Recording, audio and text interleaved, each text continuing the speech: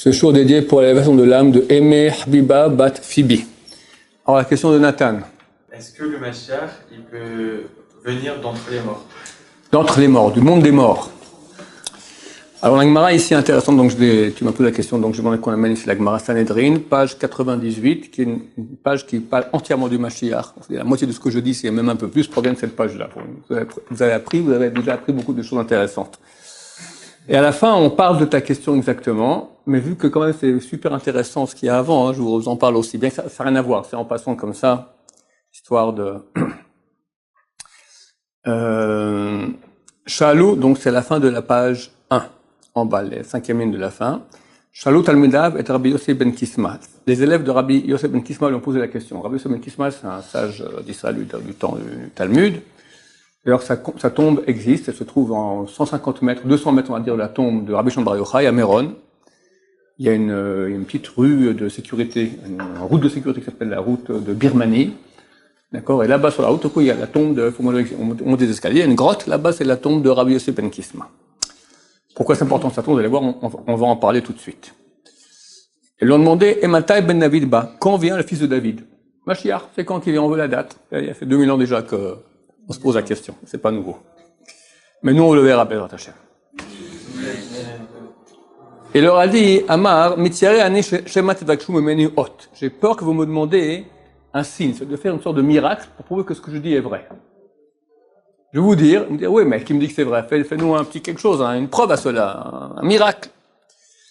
Amoulo, ils lui ont dit, En alum vakshum memcha ot. Non, on te demande rien. Promis, dis-nous quand il vient, mais on veut pas besoin de faire un miracle.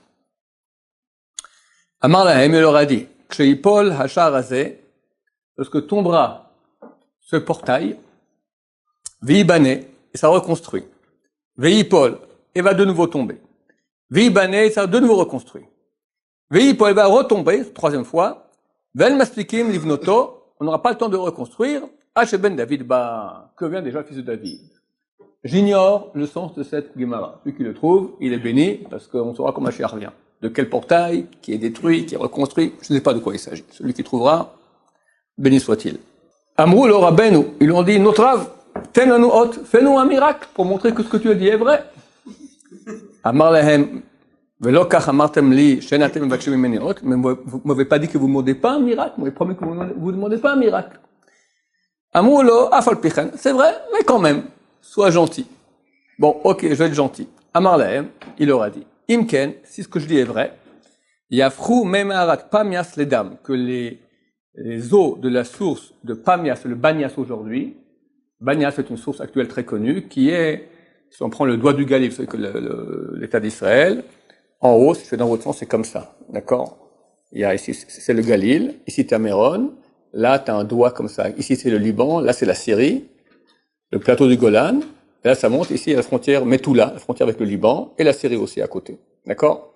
La Kiryat Shmona, et ici, près du Golan, se trouve vraiment au nord, à 2 km de la frontière libanaise, il y a une source d'eau très très belle, qui s'appelle le Banias, d'accord? On peut dire que il y a 3 confluents qui arrivent pour former le Jourdain. Un des confluents importants, c'est le Banias, cette source-là qui va et qui forme le Jourdain. Si ce que j'ai dit est vrai, que les eaux du Banias soient changées en sang, venez, frou les dames, et les eaux du Banias sont effectivement changées en sang, pour prouver que ce que le Rav il a dit, c'est vrai. Béchal Pirato, quand il est décédé, Amar Lahen, il leur a dit, Amikoulé Aroni, enfoncez profondément mon cercueil. Pourquoi? Shen kol, concentrez-vous bien parce que c'est compliqué ici. Shen kol dekel ve dekel shebebavel, shen sous shel parseim niksharbo. Car tu n'as pas de palmier en Babylonie dans lequel tu n'as pas un cheval perse qui est attaché. Ven lecha kol aron va aron sheberetz Israël, tu n'as pas de cercueil en terre d'Israël. Shen sous madai ochel bote, dans lequel tu n'as pas un cheval perse qui mange du foin. C'est pas clair, Rashi explique. Rashi dit, ça aura lieu dans Gog ou Magog. Je vais vous dire directement, littéralement, Rashi. Chez Motzin Aaronot, Chus la Karka, on sort les cercueils hors de la terre. À l'époque, les cercueils, comment ils étaient faits? Comme des armoires en bois, comme aujourd'hui. C'est une sorte de baignoire en pierre. En pierre, on prenait un gros de pierre qu'on creusait comme ça, c'était à l'intérieur, on mettait le mort et on recouvrait avec une grosse dalle de pierre dessus. Comme une grosse baignoire. Chez Motzin Aronot Chus la Karka, qu'on sort les cercueils hors de la terre, Vosin Mehen Evusim, on en fait des mangeoires pour les bêtes, puis Mechemet Gog ou Magog dans la guerre de Gog ou Magog. Je veux dire enfoncer beaucoup mon cercueil, parce que pendant cette guerre de Gog ou Magog, on va déterrer le cercueil, parce qu'il y aura beaucoup de chevaux perses qui seront ici en terre d'Israël, il faudra leur faire des mangeoires pour le foin, ils vont déterrer les cercueils pour en faire des mangeoires. Et j'ai pas envie qu'un cheval me gratouille dans les côtes, même après 2000 ans. Et Rashi explique le rapport avec les Perses. Nous, on est en terre d'Israël, la Perse est à 2000 km. Dit Rashi, Kloma, c'est-à-dire, Atidin, Paras ou Madaï, viendront les Perses et les Mèdes. Perses et Mèdes, c'est l'Iran actuel. Lavo al-Bavel vont conquérir la Babylonie. Ou l'Akda, et la piéger. Et toute la terre de Babylonie sera remplie des armées perses et de leurs chevaux.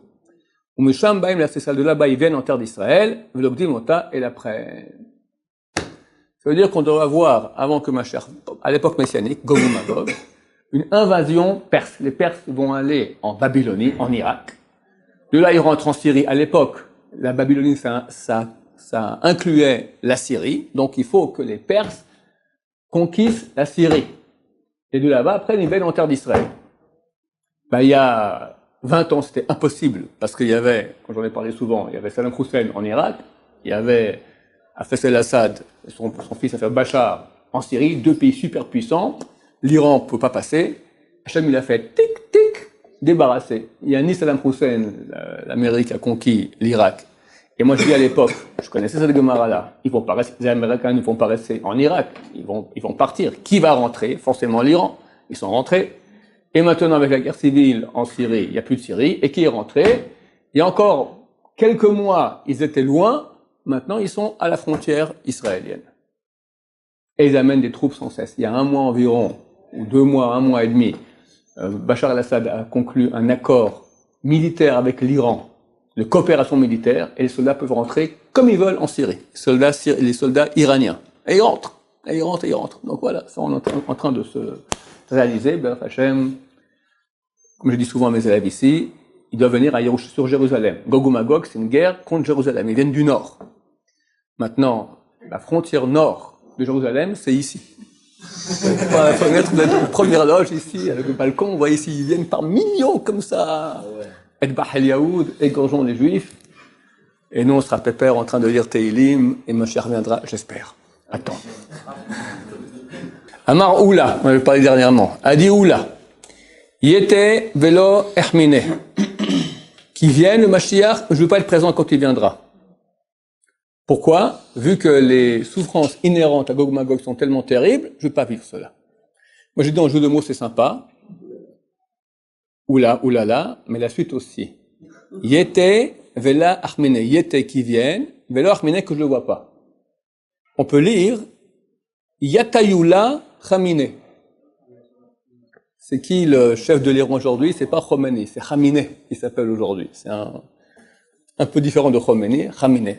Yatayula Khamenei. Ça se ressemble beaucoup. Bon, peut-être qu'il y a un rapport. Khamenei. De même, elle dit Rabat. Yetev lo Khamenei, qui viennent, je ne veux pas être présent quand il viendra. Rav Yosef a dit, qui viennent, Veske de Itu Betubo, je ne veux pas tout le traduction, je ne peux pas lire l'araméen, je vous dis directement en français, que j'ai la chance, le mérite, de m'asseoir à l'ombre du crottin de son âne. Le Mashiach vient sur un âne. Correspond à une chose sûrement beaucoup plus profonde. Il dit, même dans des conditions les pires, être à l'ombre du crottin de son âne, je suis prêt à être là-bas pour voir Mashiach. Tellement c'est bien, c'est la vie de Rav Yosef. Dit Abaye à son maître Rabba. Abaye est élève de Rabba. Rabba a dit, il y en a deux qui ont dit ça, oula, oulala, et Rabba. Abaye dit à son maître Rabba. Maïtama, pourquoi tu veux pas être présent quand Mashiach viendra? T'as peur des souffrances de l'enfantement du Messie? Vehatania, on a étudié, on a une braïta qui nous dit, Shalut al-Midav et Rabbi el-Azar. Les élèves de Rabbi el-Azar lui ont demandé, Ma'aseh Adam v'natzel michavlosh Mashiach. Que doit faire l'homme pour être sauvé des douleurs d'enfantement du Messie? Le Mashiach, il arrive, ça fait mal. Ça fait mal. Il y aura des souffrances. On a vécu la Shoah, c'est clair que c'est. Il y a un livre que quelqu'un m'a amené la semaine passée ici, traduit en français. Je ne savais pas que la traduction existait en français. Et dernièrement, j'ai lu en hébreu, pas entier. environ les 2/3, extraordinaire. C'est un livre du Ramchal sur la Géoula, Mahamar Géoula. Ça a été écrit il y a 250 ans. Il dit c'est extraordinaire, c'est très kabbalistique, hein. C'est très kabbalistique, mais c'est sympa. Il explique comme ça, il a dit qu'à l'époque où le temple existait, il y a des mondes supérieurs, d'accord? Dans les mondes supérieurs, il y avait des portails qui étaient ouverts, parce qu'il y avait un flux de lumière énorme qui venait sur Am Israël. Quand le temple a été détruit, tous ces portails ont été fermés. Le flux s'est arrêté, et à la place, il y a eu des petites fenêtres qui ont été ouvertes. Des petites fenêtres. C'est écrit dans Shir HaShirim, Metzis Minacharakim, que Dieu regarde par des petites fentes, d'accord? Ce sont toutes les fentes, donc on parle du point de vue spirituel, c'est pas matériel. Il y a des petites fenêtres spirituelles par lesquelles le flux vient au peuple d'Israël, mais peu.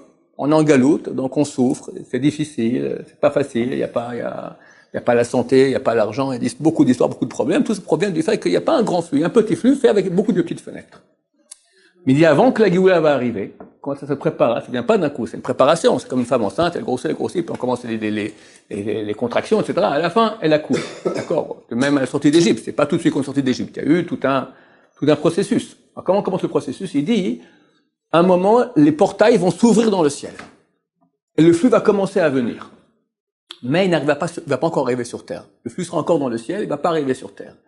Mais dès que les portails vont s'ouvrir, alors toutes les petites fenêtres vont se fermer. C'est-à-dire qu'ici, sur terre, il n'y aura plus aucun flux. Ni des portails, des grands portails, parce qu'il n'est pas encore arrivé sur terre, ce flux-là, ni des petites fenêtres qui sont fermées.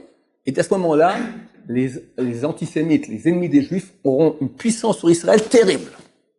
Pendant quelques temps, comme ça va être terrible pour Israël. Qu'est-ce que c'est? La Shoah, c'est évident. Quand ça a commencé, le retour physique des Juifs en terre d'Israël, c'est certain que c'est un prémisse de la Géoula. Ça a commencé maintenant, les portails se sont ouverts, les fenêtres se sont fermées, et les goyim ont pu avoir la Shoah, c'est terrible, d'accord? Comment Dieu a laissé faire une chose pareille? Parce qu'il n'y avait plus de flux. Le mal était le mettre sur terre, ici. Parce que en haut, les portails se sont ouverts. Comme avant que Moshe Rabbeinu sauve les Juifs d'Égypte, il vient dire à Pharaon, libère mon peuple, qu'est-ce qui se passe? C'était le pire de la galoute. Pharaon a dit jusque maintenant, on vous donnait maintenant de la paille, maintenant c'est vous-même qui recherchez la paille, d'accord? Dès que le processus commence, alors le mal, il devient encore plus fort. Jusqu'à ce qu'il soit complètement cassé, B'ezrat Hashem, très bientôt. Alors, pour répondre à ta question maintenant, est-ce que le Mashiach peut venir du monde des morts? Juste auparavant, c'est écrit, c'est aussi intéressant, Mashmo. Quel est le nom du Mashiach? Alors, il y a 5 avis ici. Dans le Bet Midrash, la yeshiva de Rabbi Shila, Am Reizonli s'appelle Shilo, au nom de leur rabbin. Ils amènent un verset pour prouver cela. Dans le Bet Midrash de Rabbi Yanaï, ils ont dit Yinon Shemo. Yanaï, Yinon, ça se ressemble. Ils amènent aussi un verset qui montre cela. Dans le Bet Midrash, la yeshiva de Rabbi Hanina, ils disent Hanina Shemo, il s'appelle Hanina. Et enfin, dans le Bet Midrash, et d'autres disent Menachem. Hanina ou Menachem. Et dans les Rabbanan, les sages d'Israël disent, il s'appelle Chivra. Chivra signifie le blanc, mais ça vient de la racine Achen Cholienu Hunasa, parce qu'il subit nos maladies. Choli, il est malade. Il est blanc, il est pâle, parce qu'il est malade. Adirav. Imin Chayahu, s'il fait partie des vivants, Kegon Rabbeinu Akadosh. Ce sera quelqu'un comme Rabbeinu Akadosh. Rabbeinu Akadosh, c'est Rabbi Yehuda Anassi, celui qui a écrit la Mishnah. C'est un Gilgul de Moshe de Yaakov Avinu. Très grand sadique. Jamais il a mis ses mains plus bas que le nombril, pour pas être dans la région dangereuse.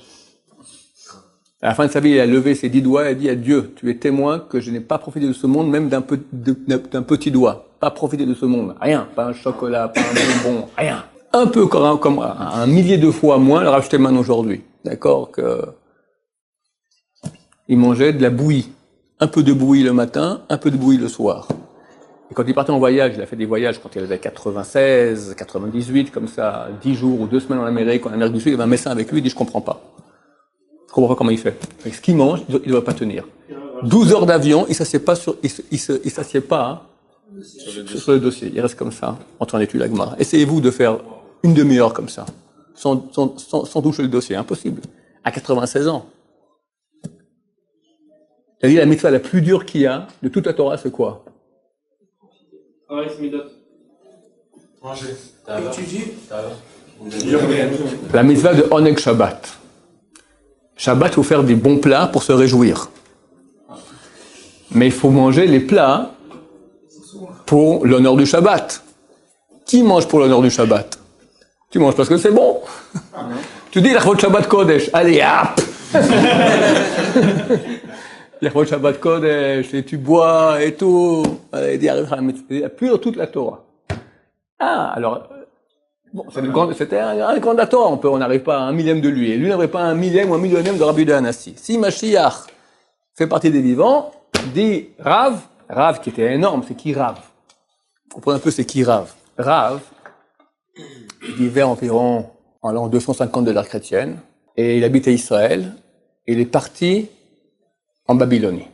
On peut dire qu'avec lui, la Torah a quitté Israël et est partie en Babylonie. Dès lors, c'était le grand centre de Torah, c'était la Babylonie. Il était énorme. On l'appelle Rav. Son vrai nom, c'est Rabbi Abba. C'est l'élève de Rabbi Hanassi. Le élève de Rabbi Hanassi. Et il avait pris sur lui 10 chumrot, c'est marqué dans Shuvot HaGeonim, il a pris sur lui 10 mesures de piété terribles. De ne pas faire 2 mètres sans tefilin. Pas faire 2 mètres sans étudier la Torah. Jamais regarder plus haut que 2 mètres. Alors Steinman, quand il sortait, il faisait ça. Il trouvait des tas de choses par terre. Parce qu'il marchait comme ça. Ah, mais c'est pas toujours kavod qu'un grand de Torah se laisse pour ramasser une pièce ou une poupée des chats, mais le type qui allait avec lui, toujours il rentrait à la maison, il avait des poupées, des tricycles, des pièces, des stylos, toutes sortes de choses que les gens ont perdues, et il faisait la mitzvah de rendre à son propre. Marcher comme ça. Rav, toute sa vie, jamais il a vu plus loin que 2 mètres. Essayez une journée comme ça, vous avez un torticolis à l'hôpital. Ses élèves à lui, à Rav, quand il est décédé, ils ont dit il faut qu'on continue sa voie. Mais qui peut continuer comme lui? On ne pourra pas. Chacun, il avait 10 élèves, chacun a pris sur lui une des mesures de piété de Rav. Rav Sheshat, je connaissais après le Rav Sheshet, il a pris sur lui une seule chumra, celle de pas regarder plus loin de 2 mètres. Il a vu qu'il ne tiendrait pas, il s'est rendu aveugle. On n'a pas le droit de faire ça, nous, mais lui à son niveau, pour qu'il y ait encore la sainteté de Rav dans le monde, il s'est rendu aveugle pour pas que Chas et Shalom, il voit plus loin que 2 mètres. Donc on parle de niveau qui ne nous concerne absolument pas. Un tout petit peu pour qu'on prenne 1 millionième, ça sera déjà bien.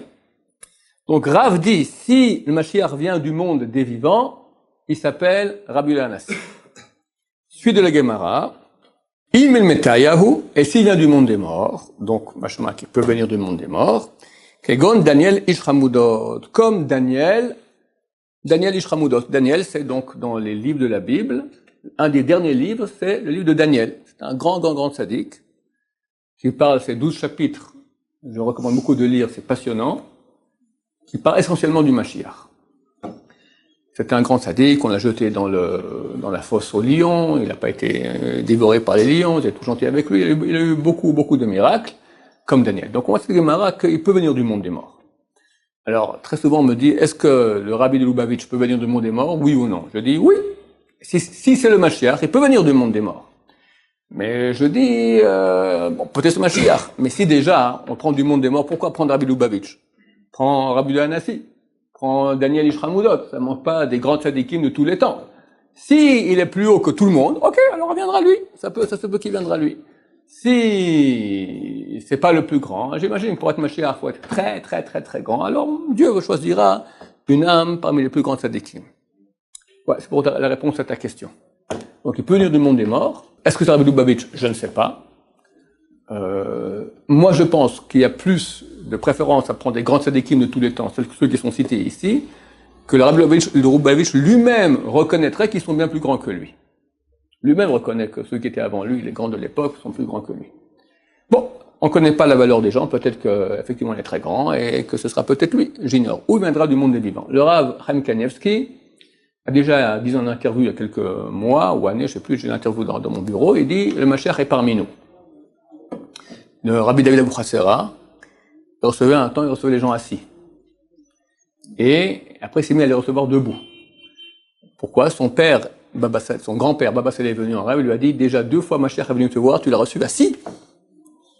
Et depuis, il se met debout pour recevoir. Voilà, c'est une chose qu'on raconte. Baruch Adonai, l'Olam Amen.